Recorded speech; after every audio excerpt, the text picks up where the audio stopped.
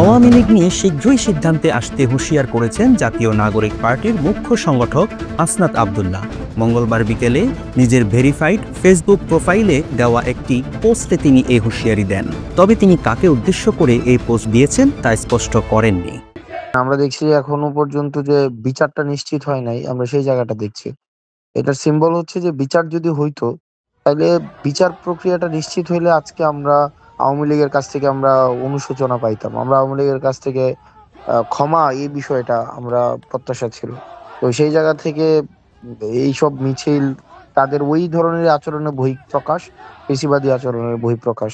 এটা আমাদের ওই অশুভ একটা বার্তা দেয়, যে বার্তাটা হচ্ছে যে তাদের এক ধরনের যে আগের যেই আগ্রাসী যে আচরণ, এই আচরণটারই বার্তা দেয়। পোস্টে হাসনাত আব্দুল্লাহ বলেন, যেদিন থেকে আমাদের আওয়ামী বিরোধী অবস্থান এবং কম্প্রোমাইজের রাজনীতির বিরোধিতাকে শিষ্টাচার বহির্ভূত বলা শুরু হয়েছে, সেদিন থেকেই আওয়ামী লীগের মিছিল বড় হতে শুরু করেছে।